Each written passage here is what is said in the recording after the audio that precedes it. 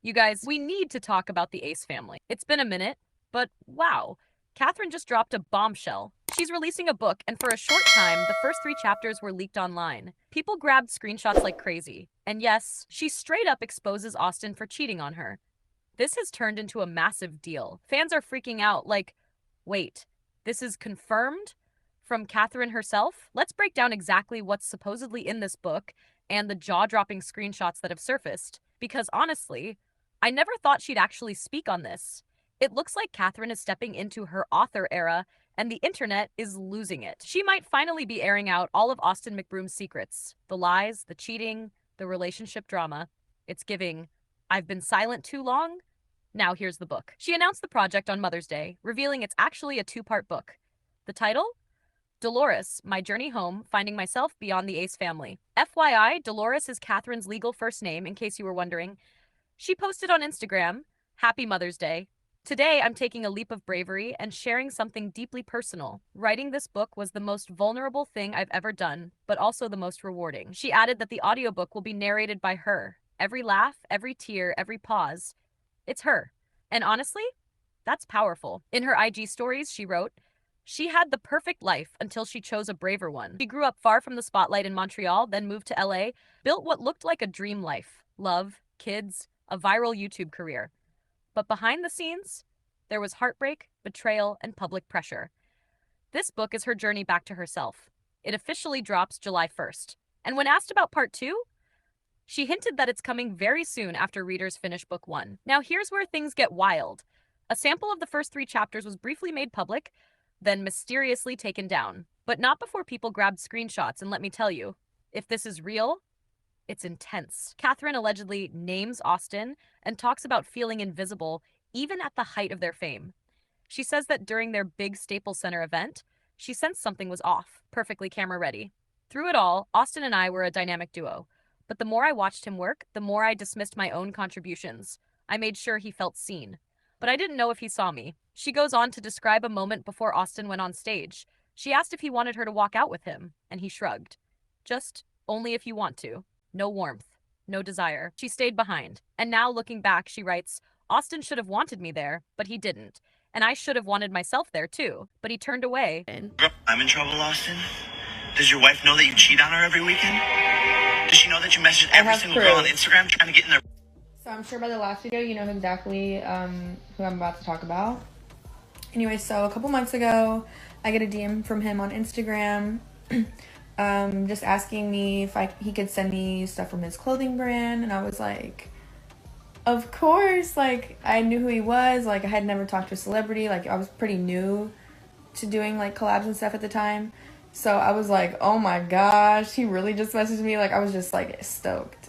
So here was our conversation on Instagram. I mean, it was just typical like collab DM. I did find it a little weird and unnecessary that he needed to text me afterwards.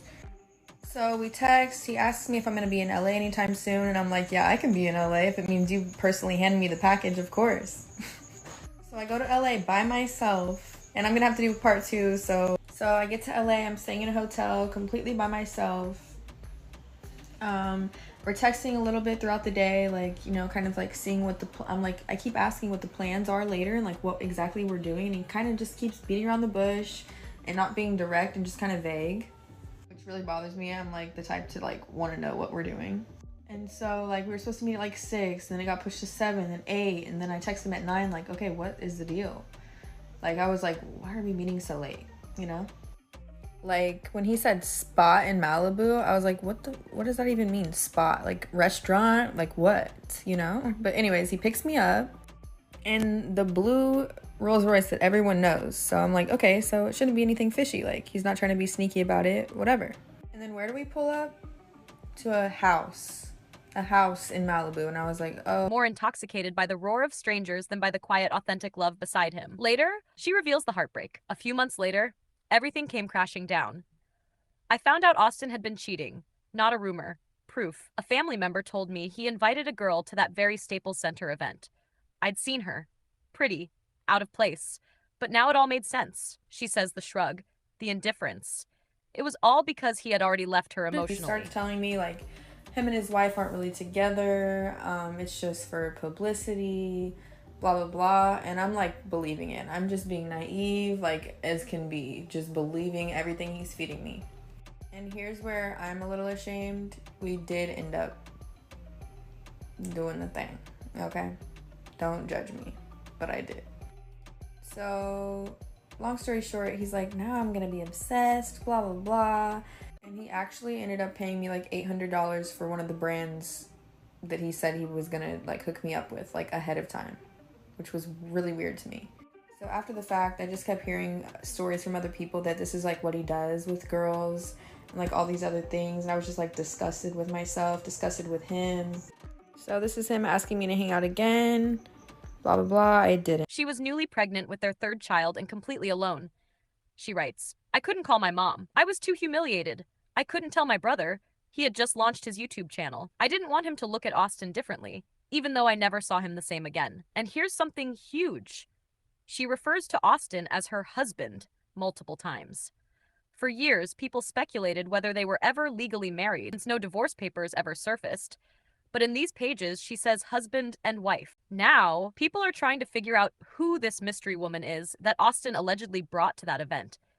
Many think it's someone named Monica Bush.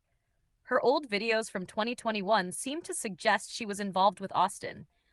And now, people are flooding her comments. You were a homewrecker. Karma will get you. You knew he had a wife and kids. In one of her videos, Monica even says, I got a DM from Austin.